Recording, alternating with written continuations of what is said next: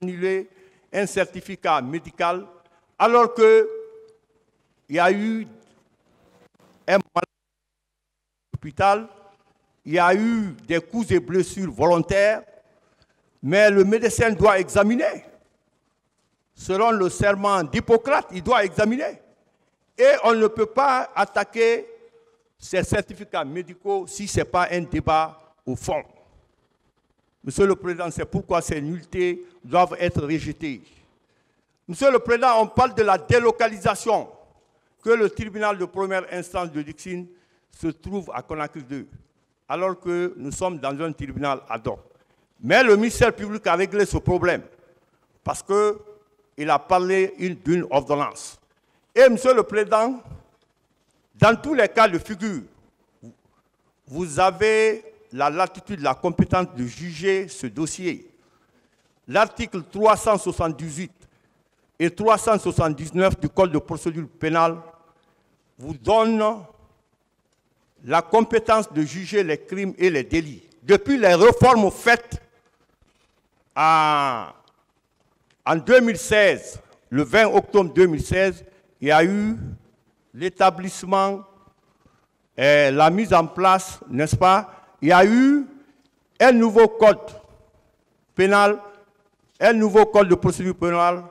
Tous les deux ont été promulgués, ont été adoptés. Et c'est ce qui fait qu'aujourd'hui, vous présidez ce prestigieux tribunal criminel avec vos assesseurs et les empereurs de la poursuite qui sont le parquet. Monsieur le Président, pour en finir, on parle de l'irrécevabilité de la constitution de partie civile.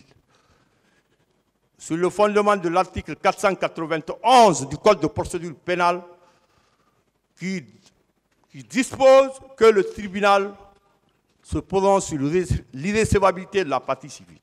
Monsieur le Président, concernant la partie civile, les dispositions du Code de procédure pénale sont claires. L'article 4 du Code de procédure pénale est clair, que l'action civile appartient à celui qui est lésé par une infraction, que ce soit un crime ou un délit.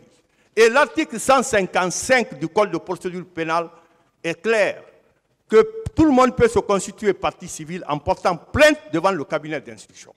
Monsieur le Président, l'article 486 et 487 du Code de procédure pénale sont clairs, qu'on peut se constituer partie civile à tout moment, même à l'audience, avant le réquisitoire, Monsieur le Président, du ministère public. C'est-à-dire quand le ministère public fait son réquisitoire, on ne peut plus se constituer partie civile. Mais avant ça, on peut se constituer. Monsieur le Président, je comprends la stratégie de la défense qui a déployé ses troupes d'élite sur les nullités pour ne pas aller au fond. Mais Monsieur le Président, il faut qu'on aille au fond. Parce que la défense clame haut et fort l'innocence de certains clients. Mais seul le fond peut nous aider à obtenir ça. C'est pourquoi, Monsieur le Président, qu'il vous plaise très respectueusement, que ça pleuve ou ça neige, de passer outre sur ces exceptions et de nous envoyer au fond. Je vous remercie de votre aimable attention. Non, s'il vous plaît, ce n'est pas des répliques. Sinon, je voulais faire tout juste une mise au point avant de continuer. S'il y a des répliques qui doivent intervenir encore, il faudrait que ce soit de nouveaux arguments pour soutenir les exceptions qui avaient déjà été soulevées, mais pas de faits nouveaux. Si on est d'accord sur ça. Monsieur le Président, je pense que nous demandons la parole ce matin. Ce n'est pas pour revenir sur tout ce qui a été déjà dit. La défense estime qu'elle a été largement entendue en ses moyens et que ces moyens sont demeurés immuables en dépit des répliques qui ont été apportées.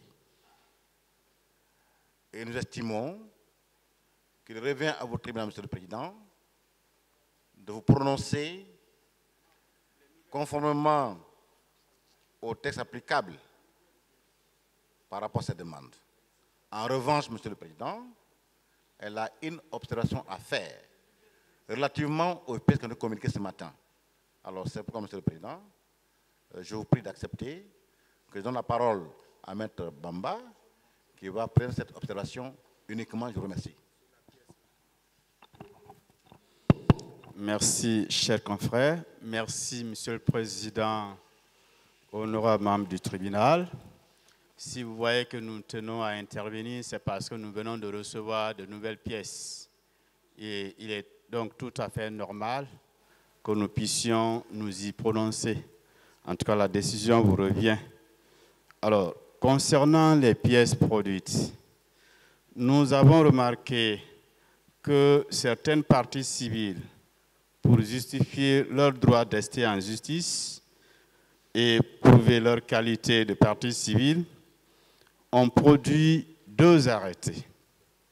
Et donc, vous conviendrez avec moi que la loi sur le régime des associations en République de Guinée, qui est une loi de 2005, a prévu les conditions qu'il faut remplir pour qu'une ONG ait, si vous voulez, une personnalité morale. Donc, cette loi prévoit au niveau de l'article 7, par exemple, que dispose que les associations et ou unions d'associations régulièrement constituées acquièrent la personnalité morale.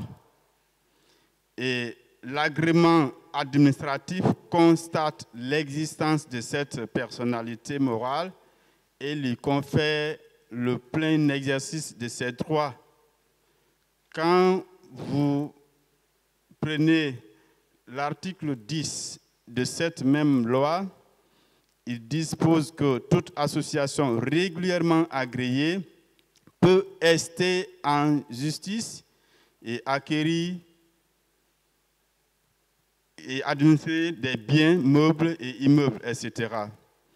Alors, l'agrément de Avipa qui est produit, quand vous lisez l'article 2 de cet agrément, il est dit que le présent agrément ou le présent arrêté d'agrément a une durée de 3 ans et sera considéré automatiquement expiré si avant la fin des 6 mois consécutifs à l'échéance, l'ONG Avipa n'aura pas demandé le renouvellement de son arrêté, c'est-à-dire 6 mois avant l'expiration du délai de 3 ans, si l'ONG ne dépose pas une demande de renouvellement d'agrément, l'agrément est automatiquement expiré.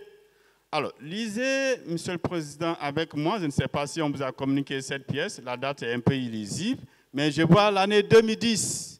Nous sommes en 2022, l'année à laquelle, le 4 mai 2010, Avipa est créé et la durée de l'agrément, c'est 3 ans. Nous sommes en combien d'années? 2022, donc 2010, 4 mai 2010 à 4 mai 2022.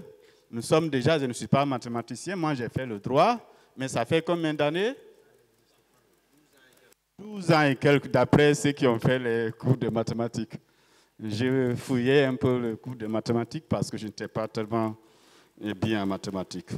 Alors, 12 ans, alors que le délai de validité c'est 3 ans, vous comprendrez que l'Avipa ne peut pas, d'abord n'est pas légalement,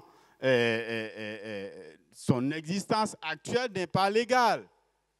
Par conséquent, ne peut pas rester en justice. Est-ce qu'on va permettre à Avipa de figurer dans cette procédure? La réponse est non. Force doit rester à la loi. Vous intentez cette procédure pour que vous soyez rétablis dans vos droits et donc la procédure par laquelle vous devez le faire doit être conforme à la loi. Par conséquent, nous vous prions d'en tirer toutes les conséquences de droit et de considérer que Avipa n'a pas une existence légale, par conséquent, ne peut pas rester en justice. Quant à l'OGDH, elle est créée depuis le 12 mai 1995, comme si le mois de mai était devenu un secret pour eux. Donc, 12 mai 1995, de 1995 à 2022, nous sommes à combien d'années? C'est beaucoup d'années. Ça dépasse anormalement la durée de 3 ans exigée par la loi et par conséquent, l'OGDH également n'a pas son existence légale, en tout cas conformément à la loi qui régit les associations en République de Guinée. Par conséquent, elle ne peut pas rester en justice. La loi est due, mais c'est la loi. En ce qui concerne toutes les demandes et exceptions soulevées par la défense, elles sont appuyées ou elles se fondent sur les dispositions de l'article 409, ce qu'on appelle les incidents contentieux. J'ai l'impression que la partie civile est encore collée aux dispositions de l'ancien code de procédure pénale de 1998. Depuis 2016, je vous apprends, si la partie civile ne sait pas, nous avons un nouveau code de procédure pénale qui ne dit plus que l'ordonnance de renvoi purge les nullités. Non. Quand vous prenez les dispositions qui prévoient les exceptions c'est-à-dire la demande de nullité de l'ordonnance, c'est prévu, mais pour des conditions limitativement énumérées. Par exemple, lorsque l'ordonnance est rendue en violation de la loi, lorsque c'est une question d'incompétence. S'il vous plaît. Hein. Donc tout ça pour vous dire... S'il vous plaît. Oui, Monsieur le Président. Il faut qu'on se comprenne. Voilà que vous avez fini, mais vous êtes en train de faire autre chose. Il faut qu'on s'entende. Hein. Sur les pièces. Dernière partie de mon intervention. Je vois que l'OGDH a produit des statuts non signés, donc il ne peut pas produire des effets. Je ne sais pas si vous avez reçu la copie, Monsieur le Président, honorable membre du tribunal. Oui.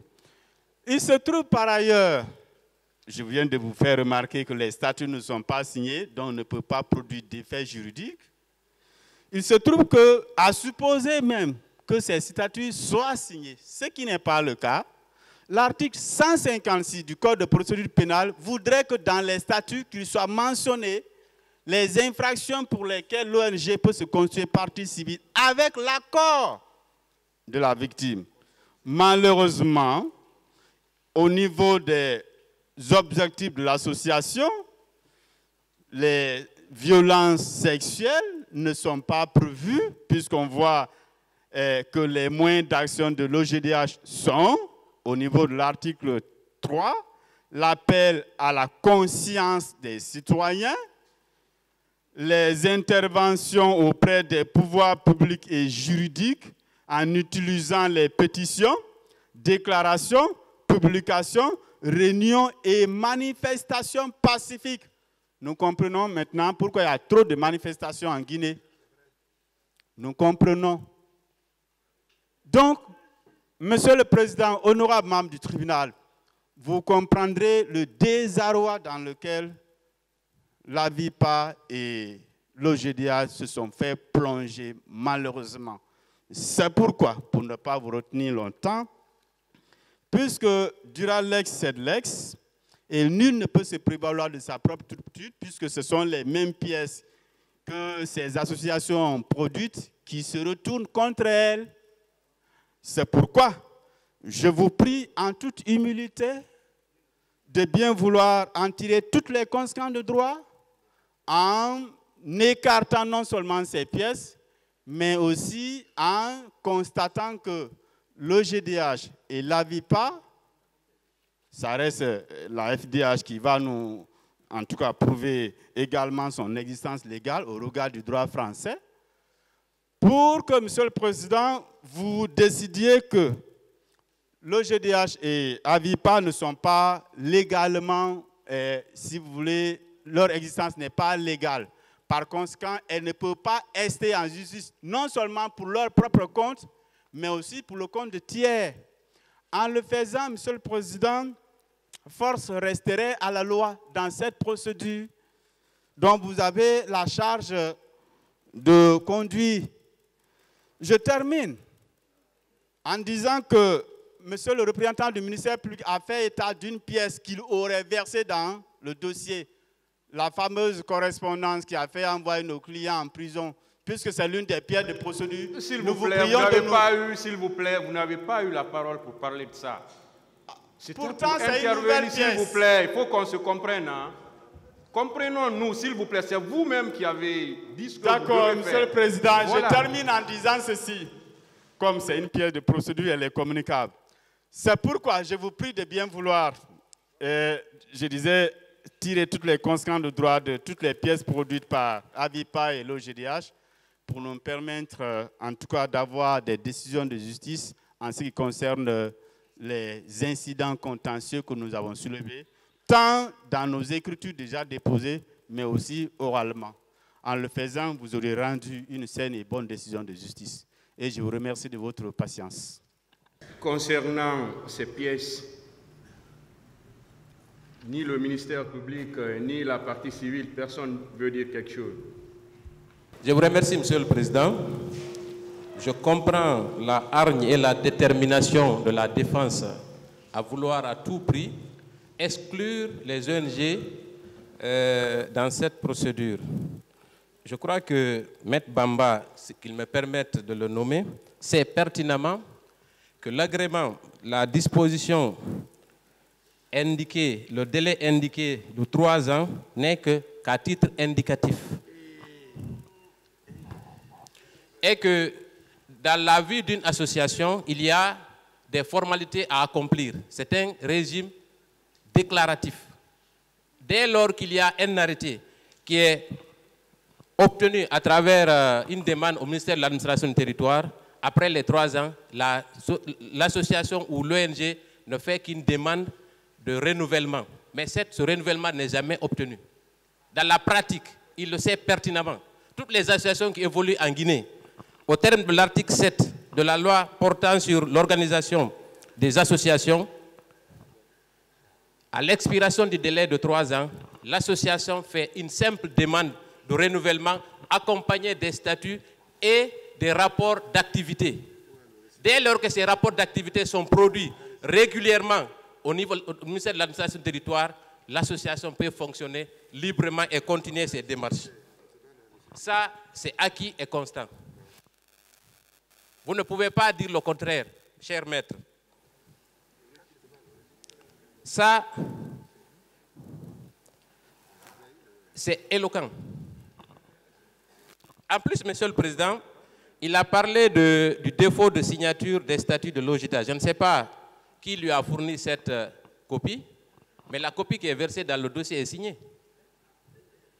La copie des statuts est signée, celle qui est versée dans le dossier. Je ne sais pas de quelle manière vous avez obtenu des statuts de l'OGDH non signés. Dans les statuts de l'OGDH, et ensuite je voudrais préciser une chose. Il a indiqué un autre point, qu'au niveau de l'arrêté qui consacre l'existence juridique de l'OGDH, il y a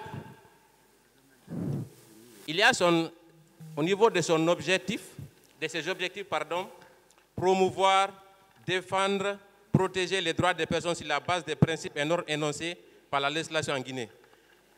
Effectivement, au moment de la création de l'OGDH, voilà les objectifs